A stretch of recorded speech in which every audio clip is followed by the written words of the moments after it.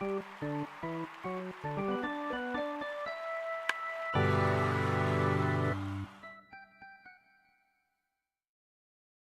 Mother. This is Half Mental, the show that's 90% baseball and the other half mental. I'm Holt. And I'm Dan. We're really excited to have our first guest on the show. Joining us tonight is Jake Cronwell, a local baseball historian. Jake, give a little background on yourself. I'm Tulsa born and raised, and have been documenting Oklahoma baseball in different aspects for about 10 years now. I've been a lifelong fan, due to my father having a great influence on me and growing a love for the game and a way to bond with Dad through that. And you're getting a PhD. Correct. In history. Mm-hmm. But your thesis is baseball. Well, I wrote my master's thesis on the Oklahoma Negro Leagues. Okay. And previously, I had done work in Dominican baseball during my undergrad thesis. So I had done a self-study trip in 2011 where I just basically took out a student loan for being able to live through the summer and went to the Dominican Republic, stayed in a baseball camp that was leased by the Seattle Mariners.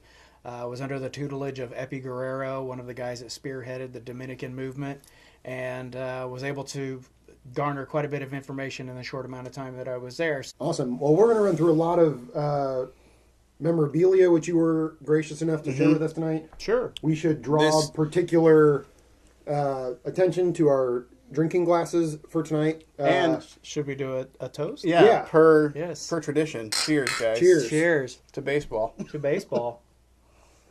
So these are 1965 Tulsa Oilers glasses. They have signatures of the roster on them, presumably. Speedy Joe Patterson up here. Speedy Joe Patterson. Walt No Neck Williams is on there.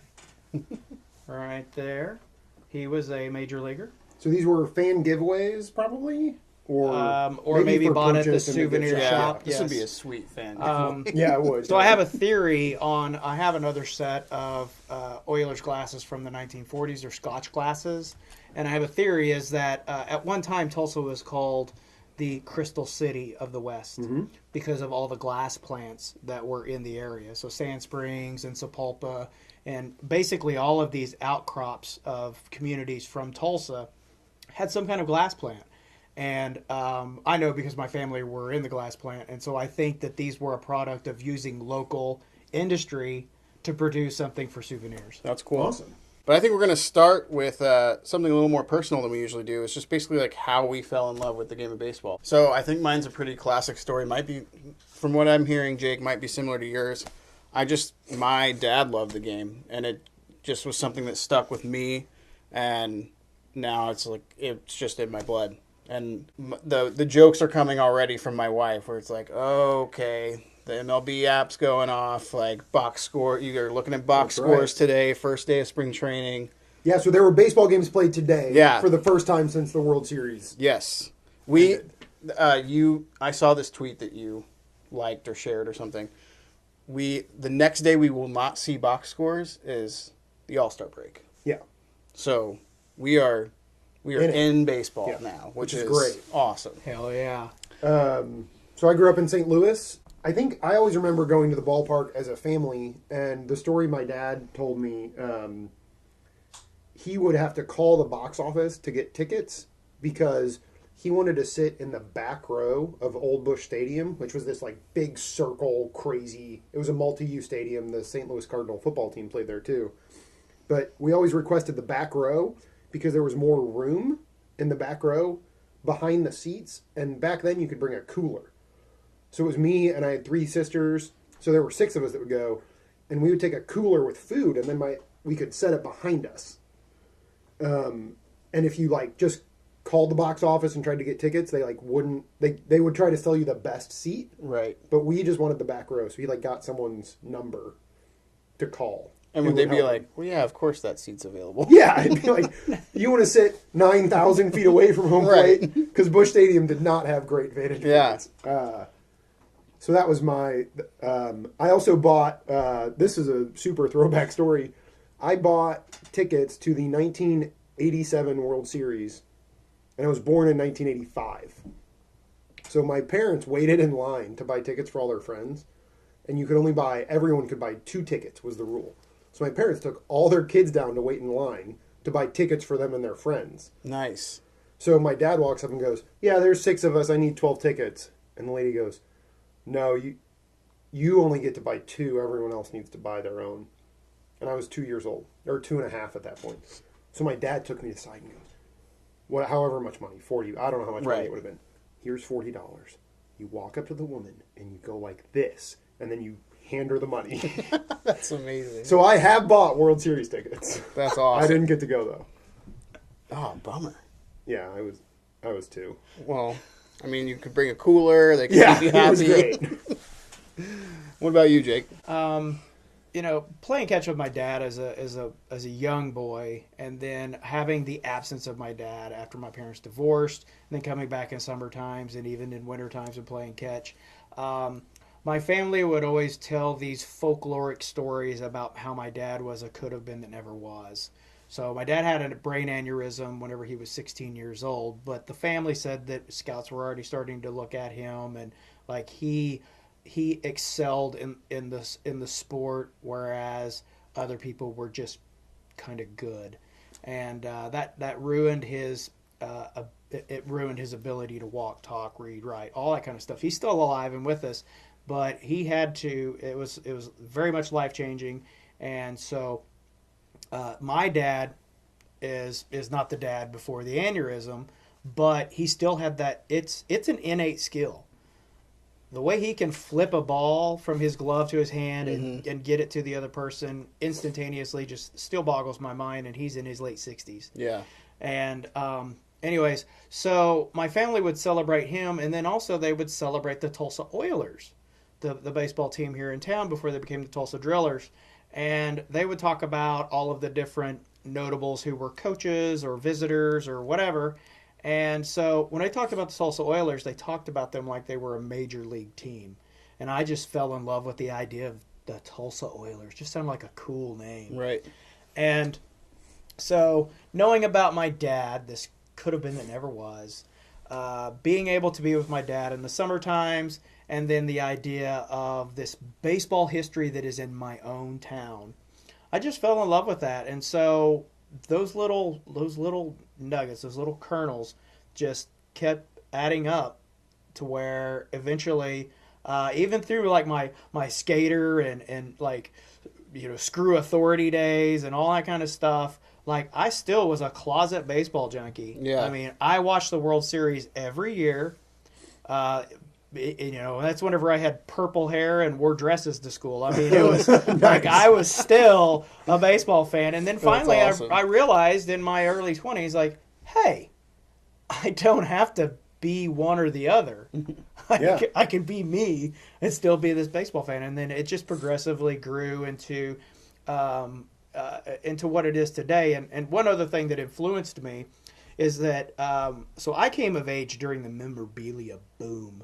Right, so all of those legends were still alive. Mickey Mantle and Gil Hodges and Yogi Berra and like all of those, just Willie Mays and Ted Williams. All those men were still alive, and they were making show circuits. And although I never met them, it was definitely a presence. And so Ted Turner owned TBS Broadcasting at the time, Turner Broadcasting System or service, and they would air old baseball games, old World Series games, old home run derbies. I remember Mickey Mantle and Willie Mays playing in the home run derby. And so my dad's on one couch in the living room and I'm on the other couch. We're sitting under the coolness of a wall unit air conditioner. So like it's very sensorial.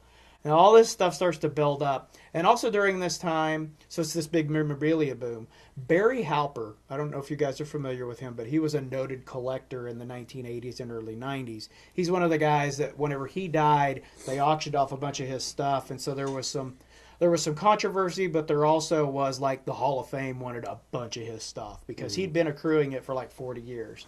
So he died earlier than a normal long-lived life. But I remember watching shows about him, people going to his house, and his house, the whole house was a museum. It was just all this unique baseball ephemera, game use stuff, pictures of players, and like old-time players, Walter Johnson and Babe Ruth and, Christy Mathewson and all those kind of guys. Mm-hmm. And so that also planted something into me that when I started buying the little starting lineup figures, my dad and I were trying to figure out how to make a cabinet to put hold them them in. up. So Yeah, like that's cool. everything looks Yeah. better behind glass, right? Right. So that's really how it started. So Yeah. with a way to bond with my dad, and then all those little unique things that happened at the same time. It was a perfect storm. It's funny because I feel like this was unintentional, but we could probably film a whole episode just on this question. So I'll keep it short, but like the sensorial thing that you're talking about, like listening to a baseball game is such a unique feeling for me. It's like it puts me in a place that only it can put me in, And so sometimes my family has this cabin that's out in northeast Oklahoma, and we end up going up there a lot during the World Series. And instead of like being like, nope, I'm not going, because there's no TV or anything up there. We'll listen. We've always listened to games up there. And it's just like that is another, a whole nother aspect of just falling in love with the game of baseball is listening to it. And it's so funny to hear people say it's boring, which is fine. Everyone can have their own opinion, but like nothing is more exciting to me than being like, and the 3-2 pitch, and a swing, and this one's going deep, and you're like, oh my god, it's going deep. Yeah. Because then it depends on the announcer too. Because like Mike Shannon, I think he's still announcing games this season. They keep like shrinking the number of games he's announcing, but he's famous for like, and a long fly ball, that's a home run, and then he's famous for like, and that one's deep, caught at the warning track. Like he's just terrible at that. Who's the guy? Is it John Sterling? That's the Yankees guy that just makes up all those crazy rhymes. Yankees win. Yeah, exactly. I hate that. He's like, he hit that one a Stan Ton. That's gonna happen. Oh, that is definitely gonna happen. I remember the announcer at Old Driller Stadium, that old aluminum park that just beat you to death. It was hot in the summertime. The kids they stamping loud, the feet. yeah. I mean, it just.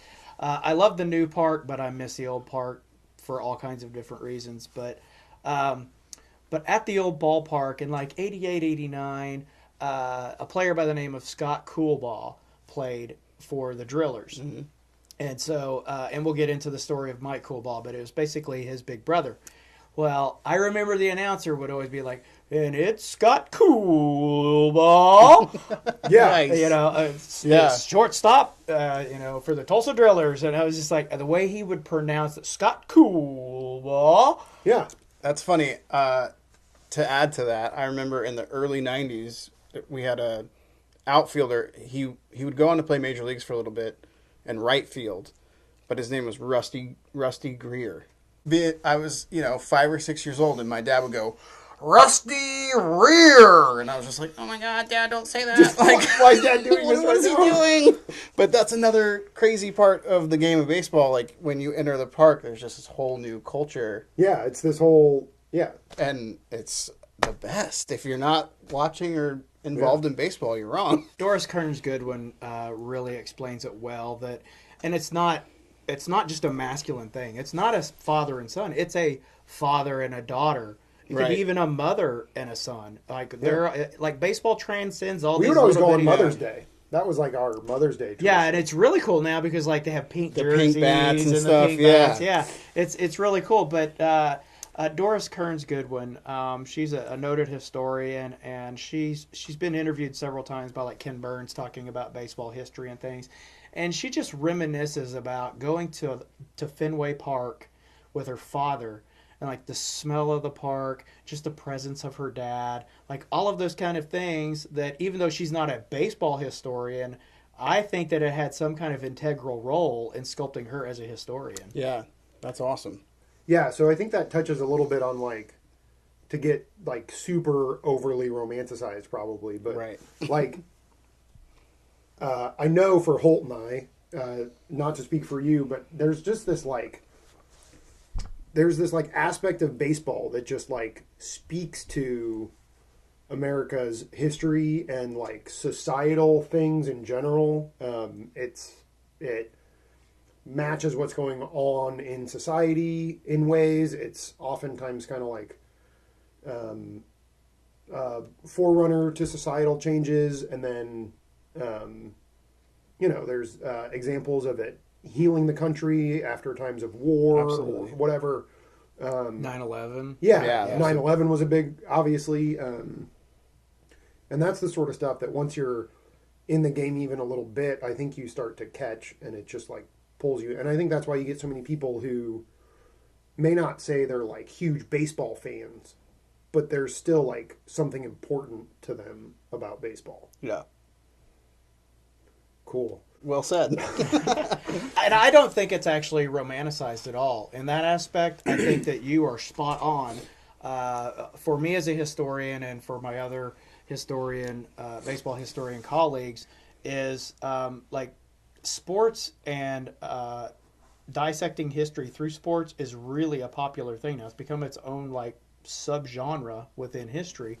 And they use it as a springboard to talk about all kinds of issues. So we'll talk about the Negro Leagues in a little bit, but it spurred integration. It also dealt with gender issues during World War II. Mm-hmm. And, people are still saying that there may be a female baseball player someday, right? Pitch was a series last year or year before, right? Yeah. On Fox, yeah. So I think it very much is reflective of our society. Sometimes it's proactive, sometimes it's reactive. But certainly it has a role in every issue because, fans come from all walks of life, and it just reflects on what society is doing. So fans will see that, and people who are operating baseball will see that, and it's all just this melting pot. Yeah. Mm-hmm.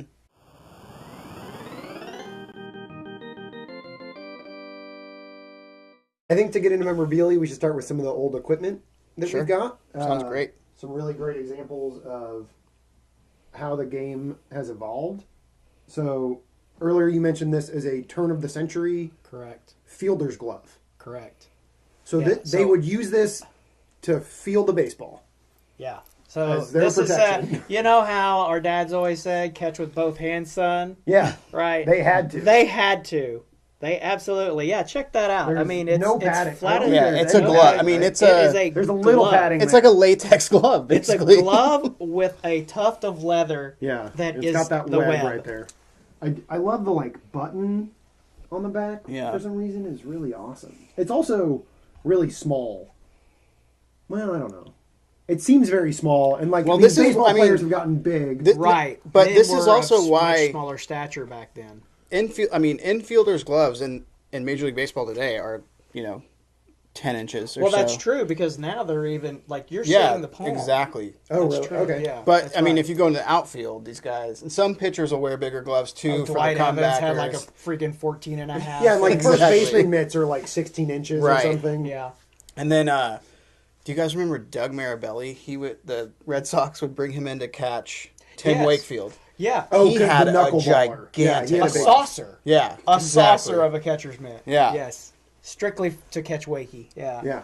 And then you said Well, it's this is- interesting. So, a little history on this is I bought this. I had mentioned before we started taping that I used to work as a custom hot rod builder for many years. And so I would go visit this particular hot rod shop in Manteno, Illinois. Right across the street was this antique mall. So I'm not missing an antique mall. So I went across the street and happened to find this glass cabinet. And they had 3 brand new gloves of different eras that came out of the attic of a hardware store. Never sold.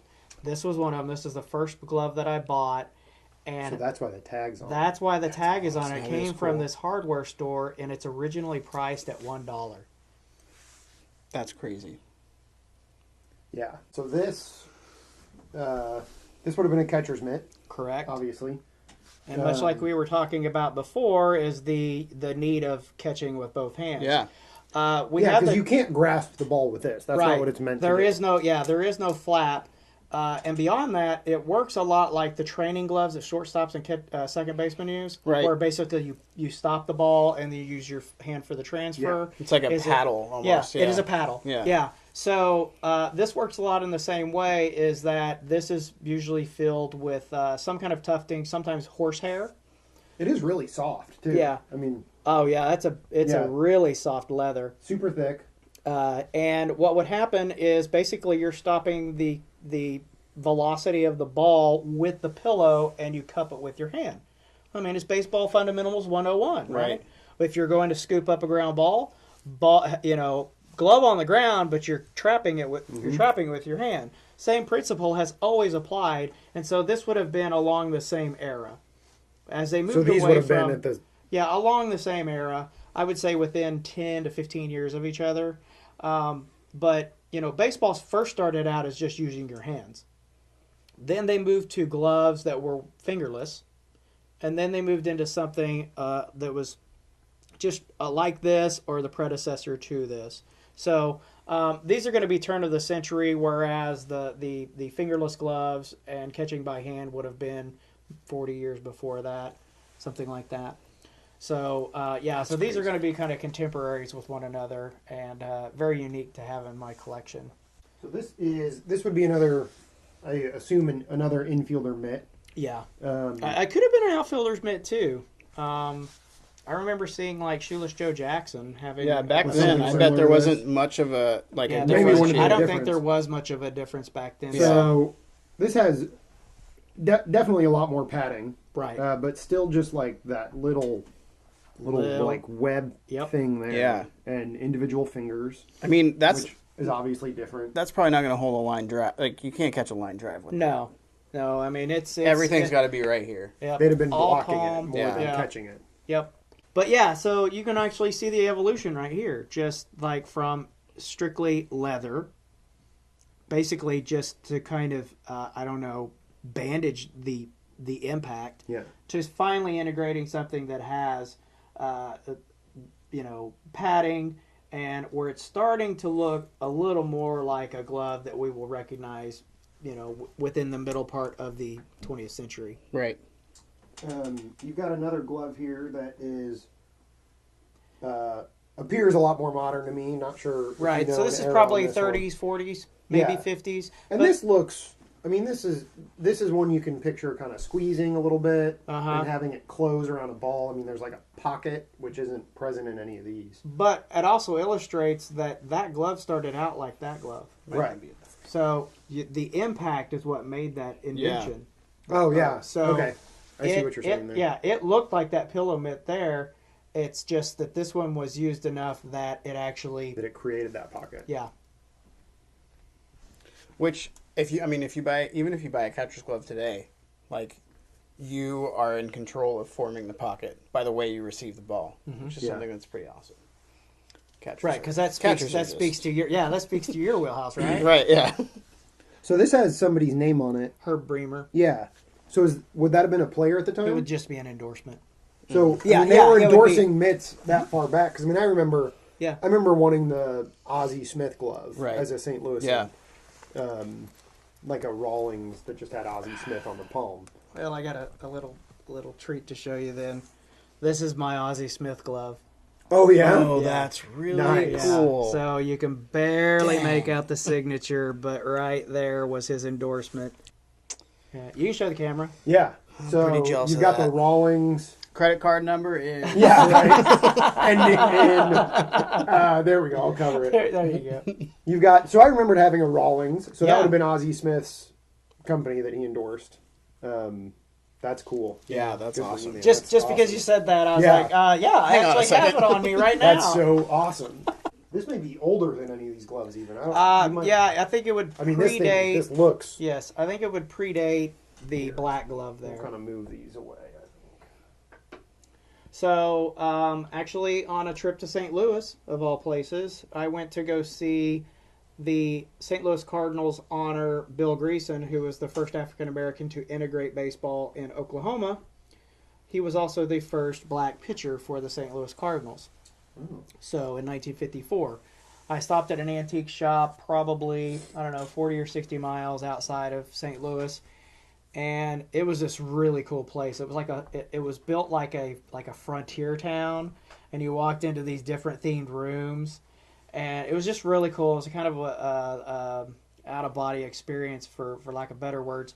But I asked the guy at the front cashier's desk if they had any baseball stuff. He's like, well, we don't really have anything, but did you check that one barrel? And I was like, I saw some like canes and stuff, and he's like, yeah, I think there's a bat in there. And so I was like, you should never leave if you have a hunch. Yeah. And so I went back, and like all I saw was probably like that much, and I easily could have passed that by, but because he said that, I pulled that out, and I was like, oh my goodness, this is a handmade bat from probably the 1890s. Yeah. So, and That's it crazy. might have even been made from a horse triple tree. A triple tree was a long piece of wood that connected horses, like to the bridles and stuff like that. So it might have been actually made from that. The ones I've seen normally have a bolt hole in the middle, so I can't say with certainty, but it has kind of the same circumference and those kind of things. Yeah. But just a really special find. You do not find bats like So that. it's neat. Yeah. You see like these sort of like natural pitting and things that just. I mean, that's. I think those were wood boring bugs. Yeah, so that's like in a typical in garage. trees. That's what Yeah, I'm saying. yeah. Like that would just be Or barn, yeah. a normal way to find a piece of wood. Yeah. Whereas now, obviously, they wouldn't accept. You know, and that actually, in until you modern said that, bat Dan, I making. hadn't thought about that. I thought it was just from sitting in a barn. No, that and would be in somebody- the original piece of That's wood. true. Um, It's a wonder it's not broken in half yeah. and like never survived. Maybe would Right. have been Yeah. kindling or something, you know, for cold winter night back in 1906. Yeah. This one's cool. But I mean, you know, it's definitely a baseball bat. It's got a knob at Yeah. the end. Mm-hmm. So you're saying this is 120 Could years be. old or so, probably. Could be. It's If you're, like, definitely ballparking no it. newer than Yeah. 1920. It's definitely no newer than that. Have you weighed it? I haven't. I guess the weight Oh, would that's have a good changed question. over the years. But like I'm just thinking It you seems know, really I light. mean, it's like 29 ounces, probably. and players now are hitting like 34 to 36. Is that about right? Oh, Is Well, that heavy? sometimes they're using like a 34 length, but a 32 and a half ounce. Okay. Because now they've started hollowing out this top too Couple of Right. them. Yeah. to get less weight. Next tool of the game we got a couple of really cool catcher's masks. Hmm. They're both about the same era. Same era. Yeah. Okay. So would this? Okay, show them and then I'll. So this is, I mean, to me, this is relatively similar to the cage masks that we would have grown up with. Mm-hmm. Now they've gone to the hockey style Mhm. mask. Put that on that cleat. Yeah, That. perfect. This one to me stands out because it's so. I mean, it's so different and bulky, and like it appears that they deconstructed a football or baseball for like some of this leather. Yeah, it looks like a Um, football for sure. Yeah, it does look like a football. You don't see leather like that in baseball stuff very often. Well, and you may these be are, onto like, something, Dan, shoelaces and stuff. because the person I got this from got it from the grandson of a Negro Leaguer. This is a game-used Negro League catcher's mask. And so, you know, the saying ingenuity comes out of necessity. Yeah. Like, it could very well have been that they broke straps and cut up an old pigskin Yeah. and put it together. I can't say with certainty because I also have some old McGregor 1970s catcher shin guards that have some of that speckled looking Really? leather on it. So it could have just been we recognize it as a football thing, but it was used in other sports For fields. a while. But the interesting thing about this is cast aluminum, which is at the time considered unbreakable, and this is stuffed with horsehair. So I had mentioned earlier about the padding is that so this is stuffed with horsehair. You can actually see it there. Yeah. There's a cut back here. You can kind of see in there. Oh yeah. So this is it's really a special thing. A friend of mine donated that to my archive. I'm in the process of establishing a nonprofit to preserve Oklahoma baseball history, and he saw that was a worthy Yeah. addition to the cause. It seems like they're really close to allowing a baseball to pass through all of these. Yeah, holes. that's a good like point. It is like just the right size. That's a really right? good point. Whereas this has a little bit more room for error. And this is kind of a variation of what they call a spitter, because the catcher can still wear this and spit. So there's the cutout here, and so they actually have some that actually have a circle that's like it's actually a circle, awesome. to where it's literally The weight go of for this thing. Yeah, so now this is probably junior high to prep ball, but that's an adult. Yeah. And there was no skull cap. No, you just wore a ball cap backwards. Backwards, yeah. Yeah. I have two of this exact model. Funny enough, I had one as a kid, and I would wear it as a kid. Really? And then I got another one along the way in my travels, not realizing that I had the same exact model. When you get so much stuff, you start to forget what you have. It's funny because like the evolution of the catcher's mask goes through Tulsa, right? Like, wasn't Charlie O'Brien a huge proponent of the hockey mask? One of the first. I think he helped invent it. Yeah, one of the first major leaguers to wear it. I'm pretty sure, Yeah. if not the first. That's definitely. I mean, that's the story I've heard. Yeah, for sure. And it's kind of funny to see like these. They're obviously very different. Yeah, but they're I similar. was surprised to hear you say they're of the same era. But they're similar in like the way they fit. Yeah, I get what you're saying. But then you go to the hockey mask, which is entirely different. Night and day. You know, yeah. Although, if you think about it, though, think about the early hockey mask, the Jason-style hockey mask. That's a great point. So maybe it's just the sports have evolved, and they just kind of took a fork. Yeah.